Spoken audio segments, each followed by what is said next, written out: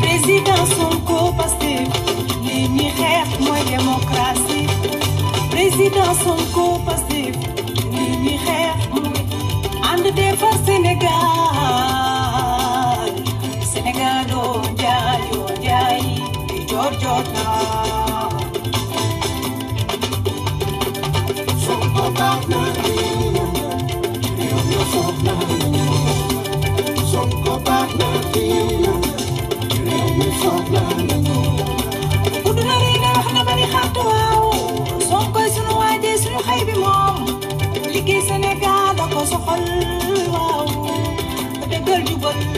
waaw Sonko baax na réew mi soxla nañu Sonko baax na réew mi soxla nañu dal bu tàkk boor bu ne da koy xambe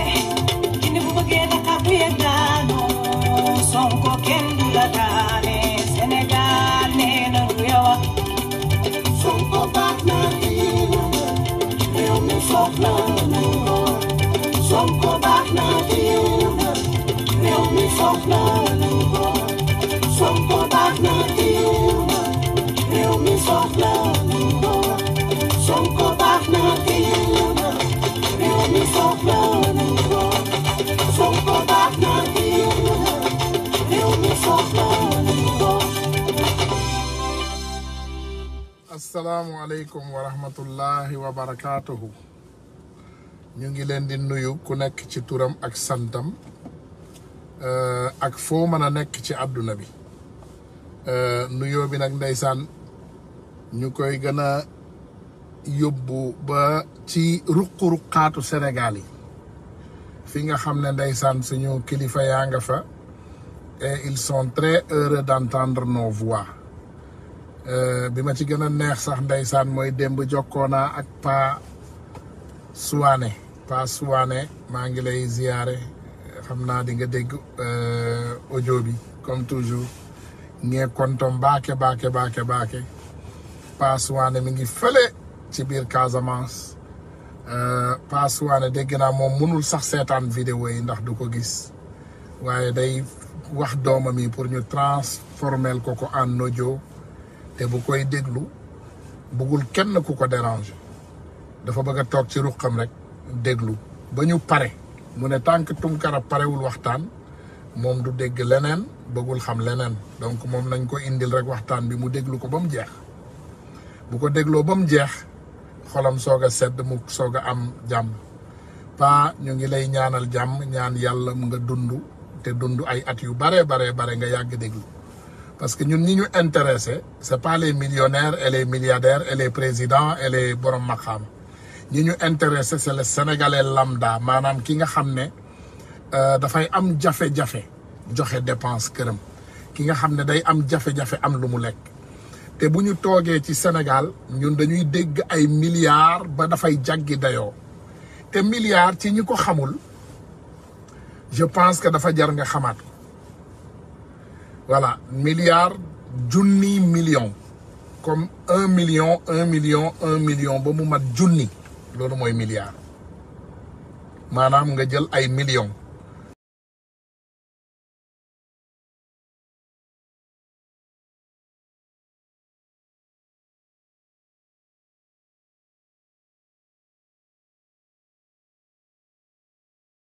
compté ko ba mu mat junni ay millions laa la wax donc bu dee billet 10 000 francs bi la daanaka dis-toi que di nga ko compté lu tolloog presque 100 000 fois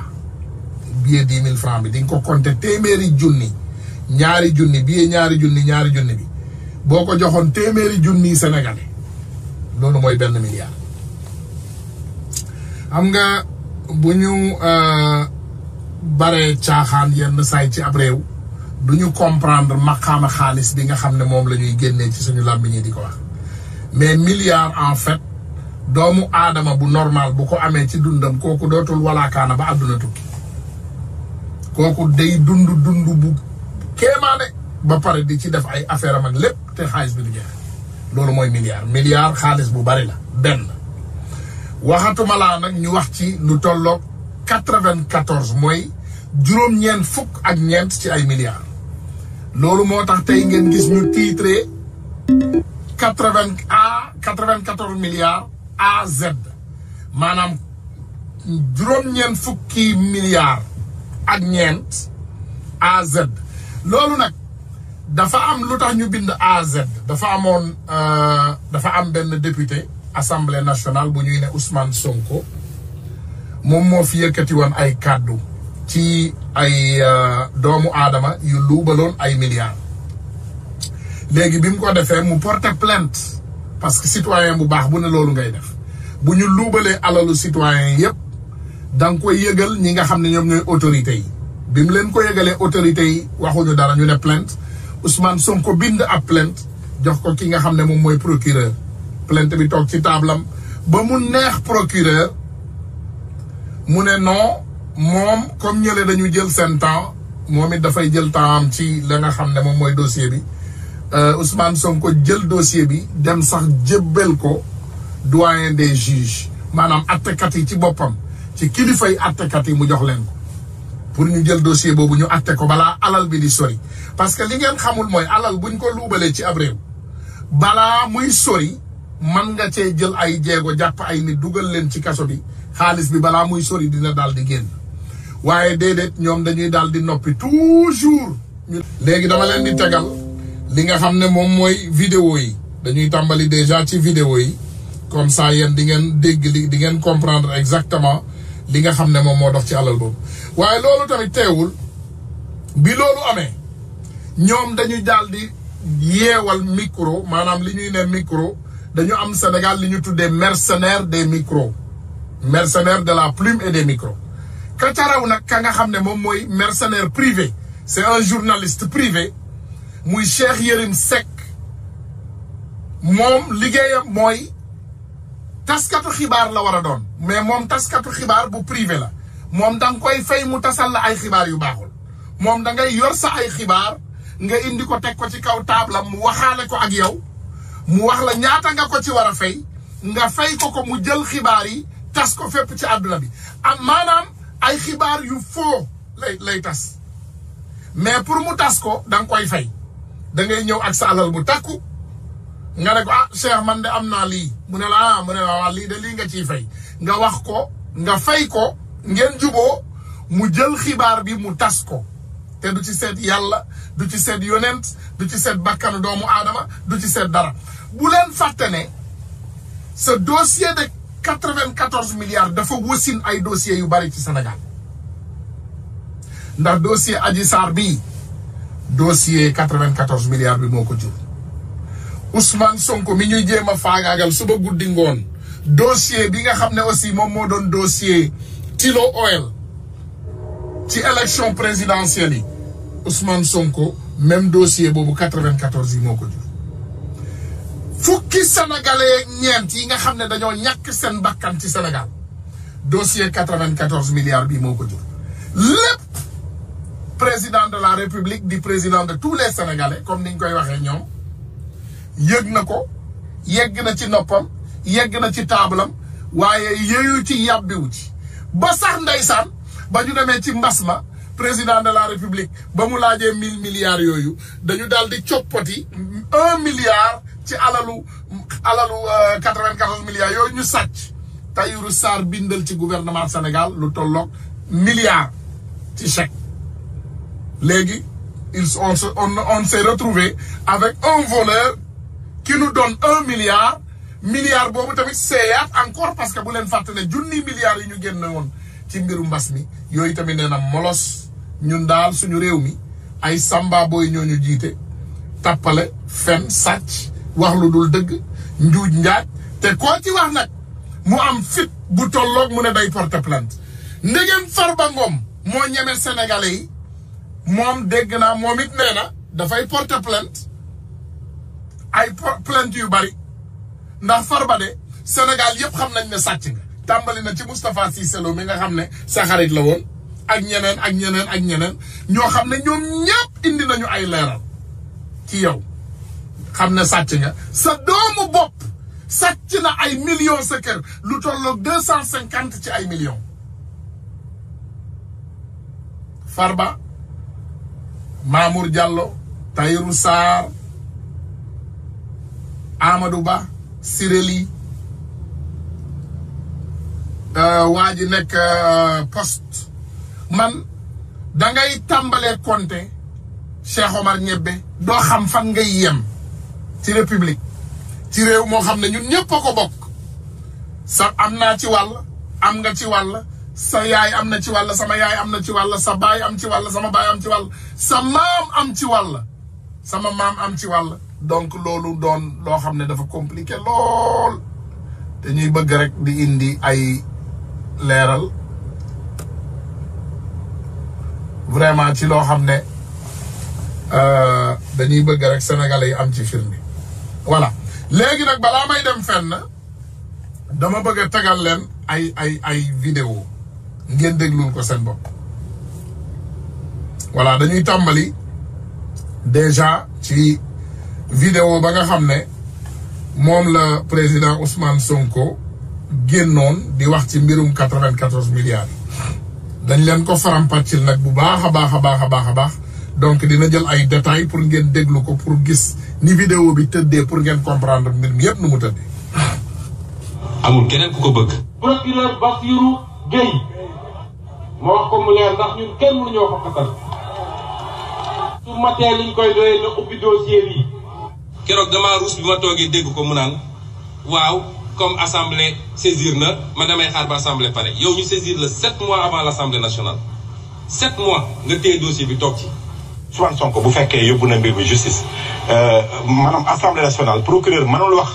je crois que loolu du ma spécialiste des lois mais procureur mënul wax ni assemblée nationale commencé na damay tënk li ba waroon def déedéet ça n'a aucun sens. suñu gars yi dañoo foog ni mun nañ nax Sénégalais yi dañoo bëggoon jaaree politiser dossier bi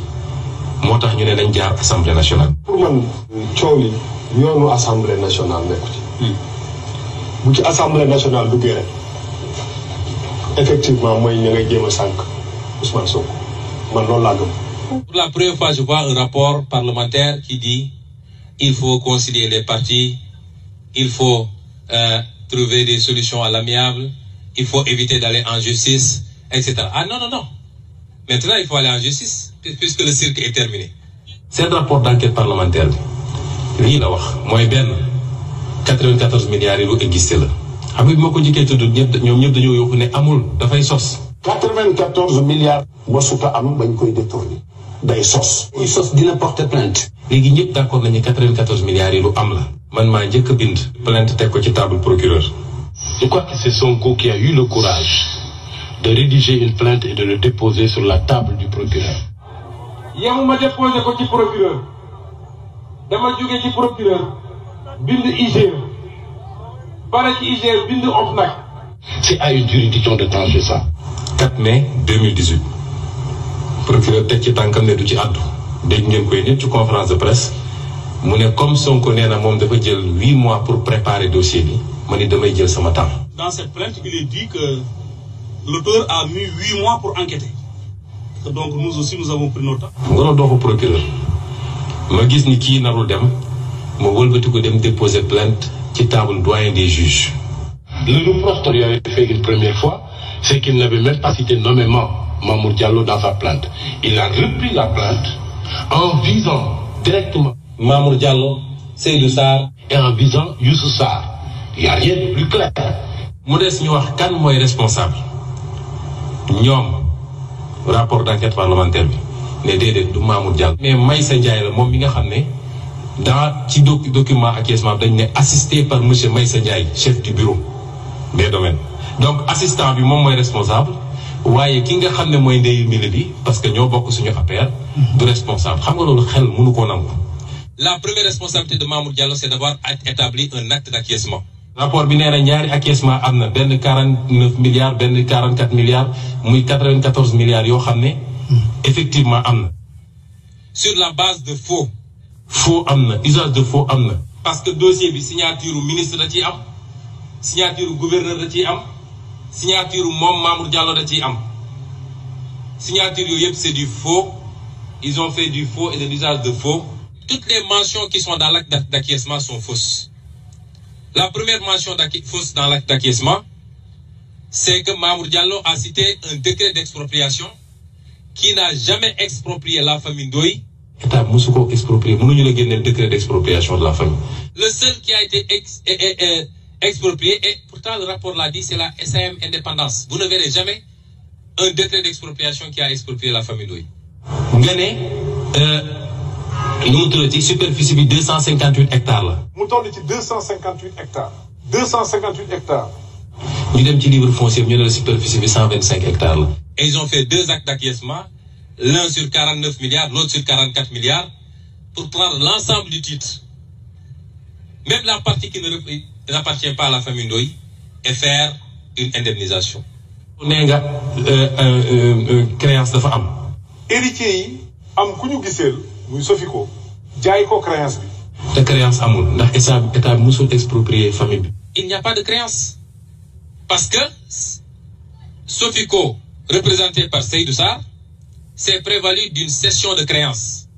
a dit que la famille Ndoye m'a vendu sa créance. La créance n'existe pas. La famille Ndoye n'a pas été expropriée. Quand vous n'avez pas été exproprié, vous ne pouvez pas vendre une créance. Donc créance amul créance pour amul mënoo ko jaay. Famille dañ leen war a delloo seen terrain bu ñu leen mënul delloo seen terrain Macky Sall signé décret bu bees ñu ne exproprié dañ leen jox ñu xool lu ñu leen di fay mais loolu amagul. Troisième faux, qu'on s'écoute bien. Quand vous achetez une créance, vous devez aller au tribunal pour que le tribunal homologue l'acte de cession de créance. Tant que le tribunal n'a pas homologué l'acte de cession de créance, vous n'avez pas encore une cession de créance. Or, quand M. Seydou Sarr est allé au tribunal, ça a été homologué.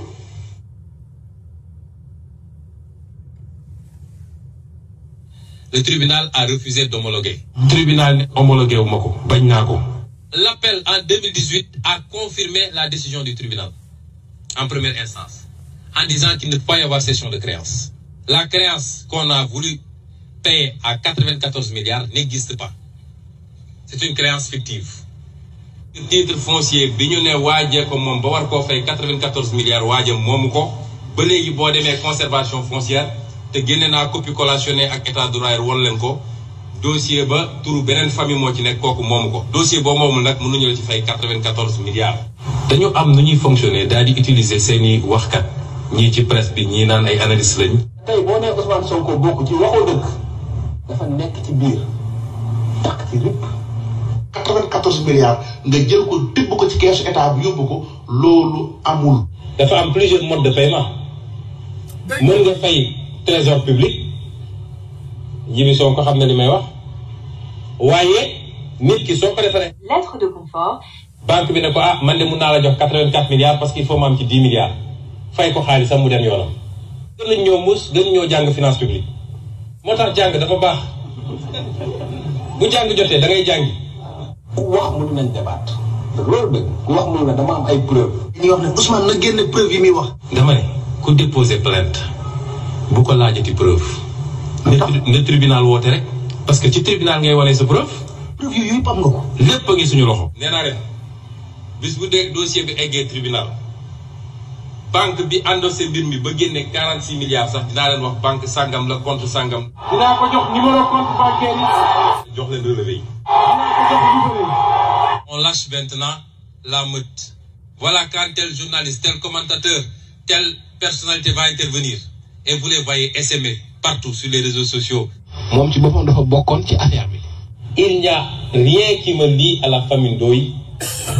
qu'on peut sortir juridiquement pour dire voilà ce qu'il dit Ousmane Sonko à la famille Ndoye. Rien. Xawma famille, gisuma famille. J'ai déposé en tant que député à l'Assemblée nationale et président de PASTEF. Madame saisir la justice, saisir les corps de contrôle. dem ba def réunion ak famille bi. Sonko toog di négocier. Je n'accorde pas beaucoup d'intérêt au commérage et aux spéculations de certains soi-disant analystes politiques. bëggoon cee fi 12 milliards mu jël am tous. loolu waxu politique la. Pape Alé bi ñuy déposé suñu plainte ñun le 4 mai 2018 musuma gis famille Ndoye xawma famille Ndoye xawma benn membre famille Ndoye 4 mois plus tard laa toog ay membre famille bi ñëw gis ma ne ma dañ laa bëgg a gis parce que dégg nañ li nga def ci dossier bi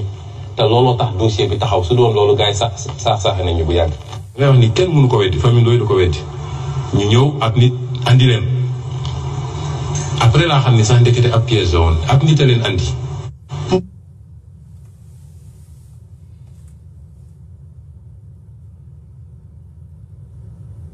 man maa bëgg procès. il faut l'être même entre quatre murs. fay bu jàmbaar la parce que yàgg nañoo xeex yàgg nañoo daw.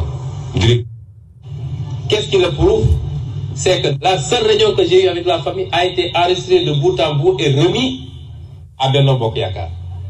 Et le lendemain, ils ont diffusé l'audio. Et ça s'est retourné contre eux parce que moi, durant toute la réunion, je me suis limité à dire aux gens, si je dois vous défendre, moi, je ne ferai jamais quelque chose d'illégal. Vous pouvez écouter vous tous l'audio. C'est pourquoi dans la vie, si vous devez être véridique, il faut l'être même entre quatre murs. fay bu jàmbaar la parce que yàgg nañoo xeex yàgg nañoo daw directeur yu bëri romb na fi ñu leen di dawloo. léegi dañu bëggoon comme yow expert nga ñu confier la suñu dossier nga gérer ñu ko. Nous avons discuté des modalités et tout et je leur ai dit revenez la semaine prochaine nous allons conclure. waaye bi ma demee toogaat gis nga yàlla su lay musal da lay musal rek. Quand Dieu est avec vous, il y a beaucoup de choses qui ne peuvent pas vous arriver. Quand je suis reparti chez moi, j'ai réfléchi. Je me suis dit, si je défends cette famille, je suis dans mon bon droit. Mais puisque j'avais déjà déposé des plaintes,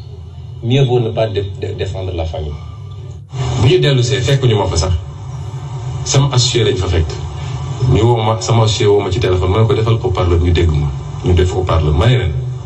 xalaat naa ba xalaat mais man mënuma dugg ci dossier bi comme man déposé naa plainte te may déposé plainte xamuma leen yéen waaye alalu Sénégal bi ñu bëggoon a détourner moom moo tax ma déposé man sama plainte. kon bàyyi leen man ma topp samay plainte. Ils ont insisté en me disant que si toi tu ne défends pas, on rentrera jamais dans nos droits parce que gars yi yow la ñu ragal. Ils ont insisté, j'ai dit non. ñu ne ma léegi kii de nee na moom am na cabinet bu mu moom donc soo demee ci sat yooyu sama tur newu ci ceeb. ban cabinet la. mooy Mercalex. Mercalex. Cheikh Seck nee na Ousmane Sonko moom société bii di Mercalex. non ñoom ñu ngi présenté la société Mercalex que Ousmane Sonko dafa utiliser ay prête-nom Ismaïla Babi mooy prête-nom wu Ousmane Sonko. Ils ont dit que c'est mon écran. Une société avec un actionnaire unique. On va rendre public l'acte notarié qu'il a créé en 2014. On ne se connaissait pas lui et moi. J'étais encore inspecteur des impôts. ma won la fii benn lan ngay gis ni Maïmouna dama bëgg nga wax téléspectateurs yi li ngay lire. Alors je vois ici Mercalex. C'est sa date de début. Date de début 6 février 2014. Merci beaucoup André. lii naka lañ mën a dem ba waaj a créé ak Atlas en 2018 septembre 2018 ne non léegi sax damay ut société mu doon sama prête-nom léegi nag ma signé ak moom. di am Mercalex Ousmane Sonko moomul société bii di Mercalex. ki ko moom a ngi ni. tu es affirmatif. mais je suis catégorique. ngay wax affirmatif. xam nga génne naa les statuts de Mercalex. benn actionnaire moo ci nekk actionnaire unique Ismaïla Diallo doo fa gis Ousmane Sonko mu ngi ko créé 2014 boobu xamante wuñu maag moom man j'étais inspecteur des impôts 2014 bul fàtte ni 2016 lañ ma ràjjee. société bii nag la ñu signé lu Ousmane mooy li ma la wax c'est-à-dire bu Ousmane désengagé wu pour des raisons éthiques ils sont libres d'aller signer avec n'importe quelle personne. kii nee na am na cabinet est-ce que ñun mën nañu liggéey ak moom man leen loolu sama yoon newu ci. Vous êtes libre de signer avec lui. Ils sont allés signer un protocole avec mon associé dans sa société dont il est l'actionnaire unique. dafa am loo xam nit bu koy wax nit mag dafay éviter di nga jéggal mu ci terme mais di wax lu ne gannaaw dëgg loo xam ne mën nañ ko prouver tout de suite. Donc cette tentative de salir Ousmane Sonko ne passera pas. Voilà. Donc gars yi damay tontu ci lii ci lu gàtt rek ma bamtu ko ci wolof ci ñi nga xam ne comprendre ñu li xew ci 94 milliards yi loolu ñu ngi ci début parce que bu leen fàtte ne Ousmane Sonko dafa déposer plainte contre Mamour Diallo ak Tahirou Sarr te bi mu porté plainte boobu Ousmane Sonko xamagul sax borom suuf yi xamagul sax ku ko moom léegi borom suuf yi 4 mois après bi ñu xamee ne Ousmane Sonko porté na plainte te Ousmane Sonko nit ku jub la te wóolu nañ ko ñoom ñoo ko approché te biñ koy approché aussi naa leen ne rek mën naa ne sax amaana deal la who knows yàlla moo xam mais biñ ko approché dañu indi li nga xam ne ñoom moom mooy enregistré kaay maanaam lépp loo xam ne ñoom waxante nañ ko ak Ousmane Sonko dañ ko enregistré donc bu fa waxoon lu dul naka si noonu ni kon audio yaa ngi filé fépp ci réseau yi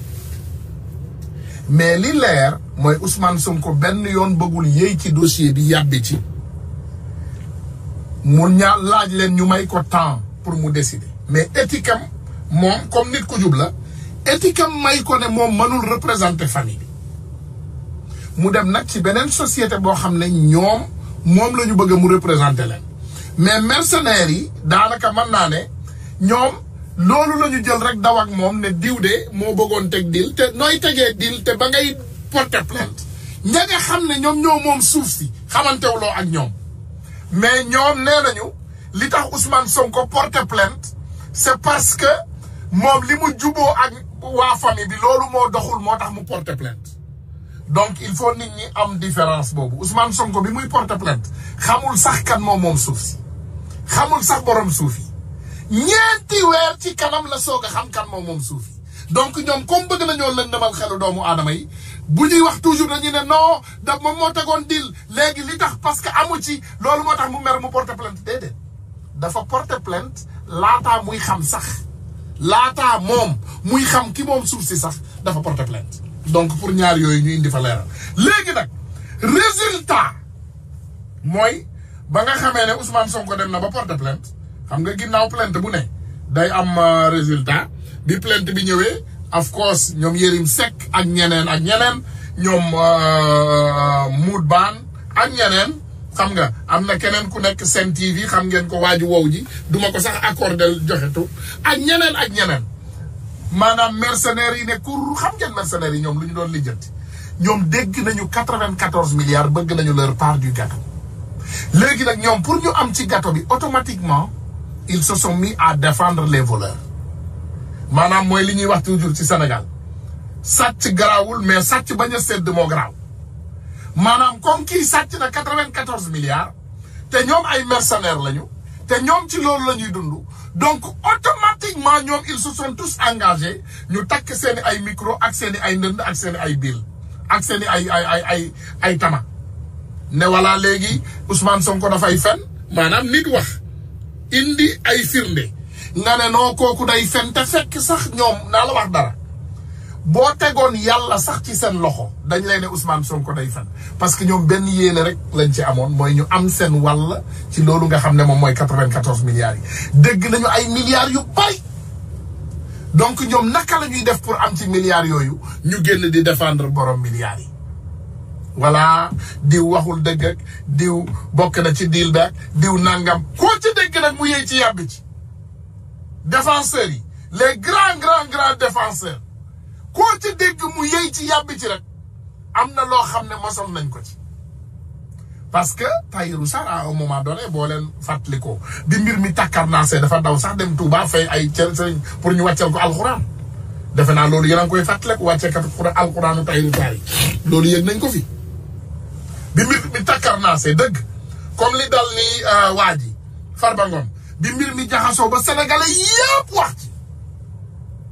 dafa daw dem wàcceelu ay kaamil man loolu ci Sénégal rek laa ko gisee nga sàcc lu tolloog juróom-ñeenti fukki junniy milliards ak ñeent nga daw dem ni wàcceel la kaamil maanaam nga daw ci ay nitu yàlla ne tuddal leen ma yàlla maanaam la nga xam ne ci ma loolu laa luubal dinaa leen ci jox yenn c'est extraordinaire léegi nag dafa am leneen lu ci am solo loo xam ne loolu laa leen bëgg a indil muy la nga xam ne moom la ba léegi ñii lijjanti ñii génnee dëgg bi dëgg bi génnee li xew démb ma génneel leen ko ngeen dëgg gàcce dina am fii ci assemblée 94 milliards yi nga xam ne nag Ousmane Sonko mi ngi ko doon tudd fële ci assemblée nationale ñëpp doon wax naa ne li nga xam ne mi ngi koy wax tegu ko fenn amut ay preuve mbir mi nag am na lu bees lu ci xew ndax daal waa première chambre civile bi nga xam ne nag ñoom ñoo doon jugé lu ni mel ñoom nag lépp loo xam ne ay décision la yu ñu jëloon par l'acte notarié du 8 avril 1978 ak février 1979 jël na ko teg ko ci suuf nee na daal yooyu yëpp dara teguwu ci dara wéru ci mbir mi nag mi ngi concerné woon benn titre foncier TF 1451R boo xam ne mi ngi toll woon ci 258 hectares ñi ko moomoon nag moo di la famille feu Ousmane Mbengue nekk nag ci diwaanu bu Tëngéej ba tax na juge bi nga xam ne moo doon présider loolu moo di Samba Kane ci wetam nag ñu mënoon cee nemmeeku Fatou Diagne Diaw Diawara ak Khadijatou Ba Ndiégène ñoom nag ñoo doon accompagner kii di le juge Samba Kane ngir mu mën a jël boobu les décisions gannaaw ba nga xamee ne am na ay investigation ak ay enquêtes yu ñu def ci mbir mu ni mel mu nekk nag loo xam ne ñi ci gën a perte ñoo di waa SNHLM ñoom ñi nga xam ne décision yi ñu jëloon ba jox leen lu toll ci 125 hectares yoo xam ne ñoom la ñu ko jagleeloon ngir ñu def ci seen ab liggéey mu mel ni nag loolu nga xam ne décision la woon bu ñu jëloon ba jox leen ko lépp juge bi jëlaat na ko teg ko ci suuf mu dendre famille bii di famille feu Ousmane Mbengue lépp loo xam ne moom moo ko moomoon jëm ci boobule titre foncier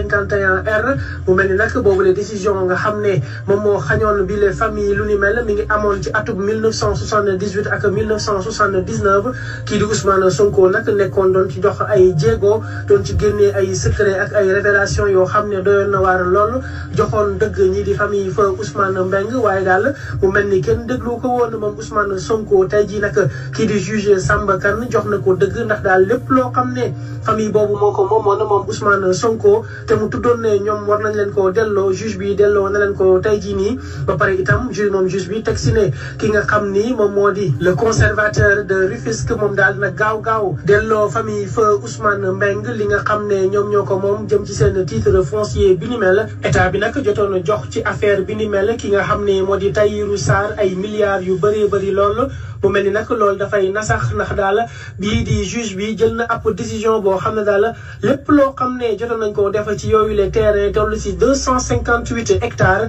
dañu koy ñàkk delloo ko seeni borom mu mel ni nag ab ndam la jëm ci kii di Ousmane Sonko ndax daal tribunal bi jox na ko dëgg moom Ousmane Sonko gannaaw ba mu ci nekkee woon doon ci def ay effort dégg ci lu nekk ñu yaakaaroon ne yàq dong moo ko tax a jóg waaye teewut tey jii dëgg gi feeñ na jëm ci affaire ba 94 milliards yooyu noonu mu doon tudd le conservateur de Rufisque nag moom dañ ko ordonné à ce que mu delloowaat mbir mi na mu meloon comme avant ñu koy signé ci atum 1978 ak 1979 jël lépp jébbal ko famille feu Ousmane Mbengue ndax daal lépp loo xam ne jëm na ci boobale titre foncier ñoom ñoo ko moom te amul lenn luñ ci war a teg bi wala di ko jël di ko jox keneen mu nekk nag une victoire pour la famille waaye itam une victoire pour Ousmane Sonko ndax yàgg naa défendre li ni mel yàgg naa défendre itam ay idéologie ak li nga xam ne moom moo di bonne gouvernance fii ci Sénégal ndax daal nee na système bi nga xam ne moom moo am depuis les indépendances jusqu'à présent mooy système boo xam ne baaxut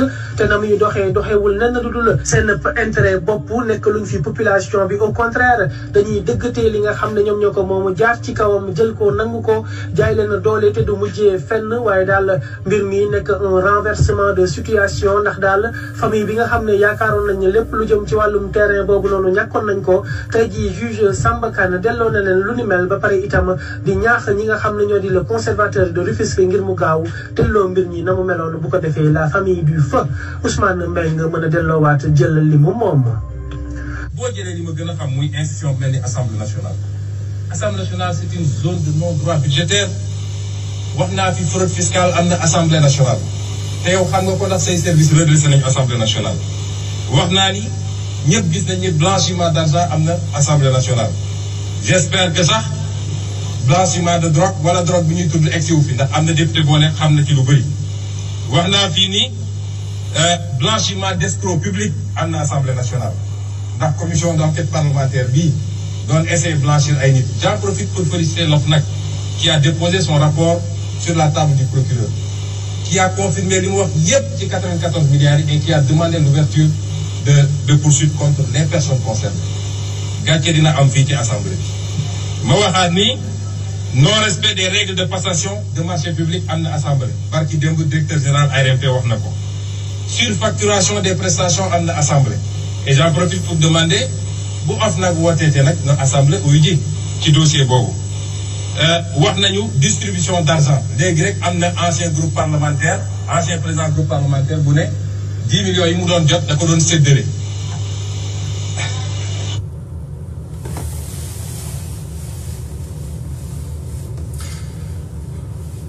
xam nga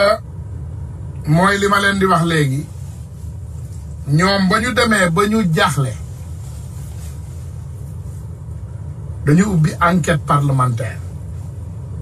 ci loo xam ne mi ngi ci loxo justice leer nañ maanaam tuumal nañu doomu aadama nee nañu demal ñu atte ko ñu ne déedéet na indi ay firnde. xam nga li gën a grave ci Sénégal nag on dit que le ridicule ne tue plus mais dañu dof ba dañu jàppee nit ñi ay dof les voleurs ñoom dañoo sànni ci seen biir bopp dañoo sànni ba dañoo jàppee ñun ay nit ñu dof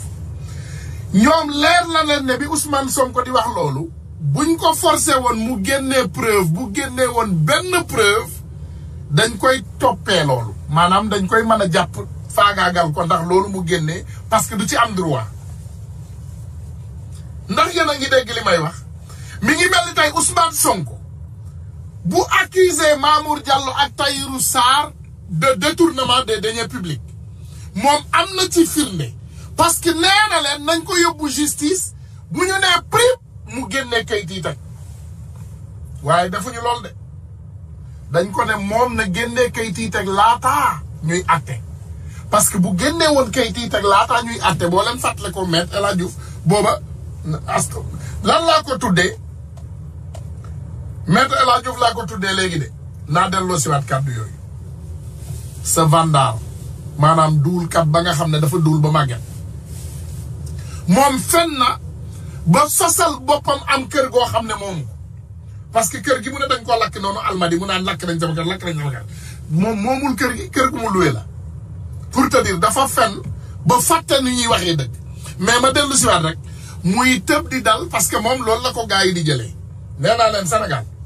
saa bu ñu bëggee du sérieux du ñu embaucher El Hadji Diouf comme avocat parce que El Hadji Diouf du avocat El Hadji Diouf lu muy def mooy jaxase carte gi lay def moom saa bu masiba naaru laay amee rek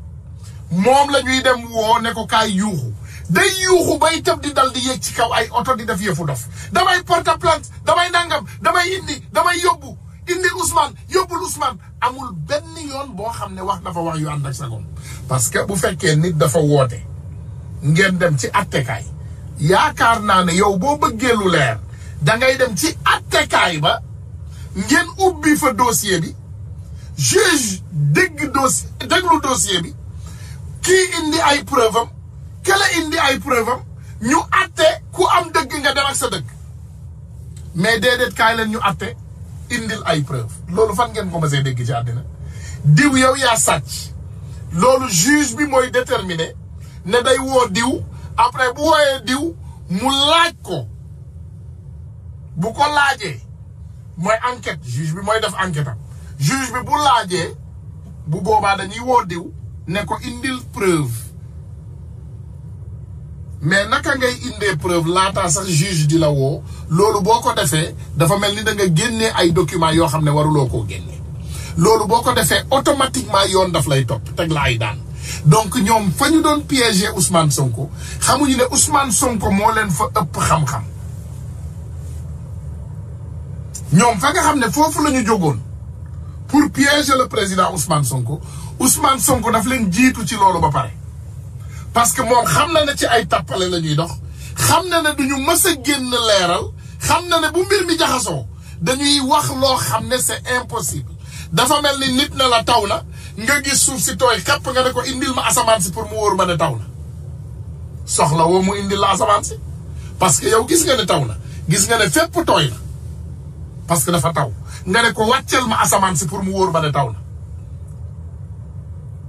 soxlaw loolu parce que yow bu fekkee ne yow da ngaa bëgg a indi dëgg rek accusé nañ la lu tolloo 94 milliards ba mu jaral la ñemeetuloo sax génn ci mbeddu dëkk bi pour nga setal sa der bi vraiment waroon nga nañoo ubbi procès bi ñëw leeral lépp waaye jaaruñu ci loolu. lan la ñu def nee nañu dañuy dem assemblée nationale ñu setal ko foofu parce que ñoom ñoo fa ëpp ay député te loolu ñoom amul atte maanaam dégg ngeen député yi ñoom nee nañu képp ku ànd ak Macky Sall ñoom dañuy ànd doon benn gàngoor même bu dee ay fen nga indi ci assemblée nationale bi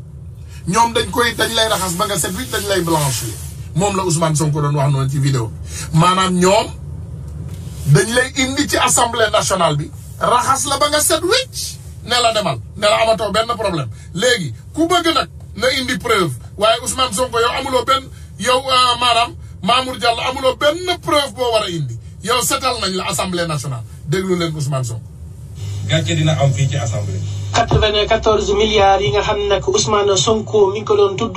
fële ci assemblée nationale ñëpp doon wax naa ne li nga xam ne mi ngi koy wax tegu ko fenn amut ay preuve mbir mi nag am na lu bees lu ci xew. commission parlementaire ñoom loolu mooy seen gànnaay boo waxee rek nga ne nit ki wala diw sàcc na ñu ne non sàccul nañu dem commission parlementaire. attekaay yi justice la tudd. bu fekkee nag da ngay yëkkati malaanu kirlaayu nit bu boobaa loolu da nga koy def ci assemblée nationale nga koy defee levée d'immunité parlementaire parce que député yi dañu am immunité parlementaire léegi bu fekkee da nga bëgg ñu àtte leen man nga dem ubbi pour lever seen immunité parlementaire waaye comme ñoom doxuñu ci dëgg déedéet ñu ne non dañuy dem dañ koy raxas au lieu dañu koy yóbbu àtte ko déedéet nañu indi ay njuuj njaaj fii ci assemblée nationale bi. parce que am na ci ñoom ay député yoo xam ne dañoo bokk ci luubal alal boobu donc dañu dem raxas ko ba mu set ma indil leen beneen vidéo Ousmane Sonko ngeen dégg. léeg-léeg ci média yi seeni mercenaires de la plume ñoom dañoo am ci biir média yi ay mercenaires de la plume et du micro dégg ngeen ci kenn mu naan Sonko pourrait être entendu ci dossier 94 milliards yi ma waxoon ci Mamour Diallo. ma ne ko yaa ñàkk jom mu mel ni Sonko yow ku bind procureur ndax man maa bind procureur man ku bind procureur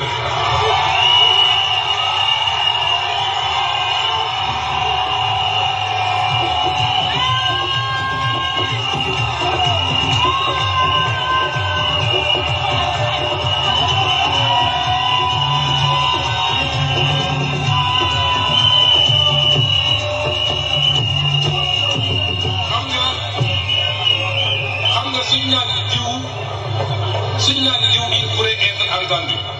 te diw boobu depuis le mois d'avril bind na procureur ni ko sëñ bi comme yow léegi yaay procureur yow yaay doxal yoon ba tax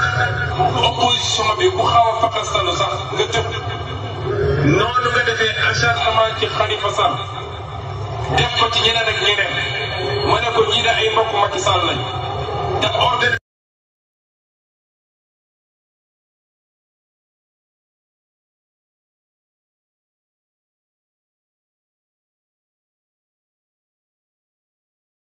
nañu ba luubal 94 milliards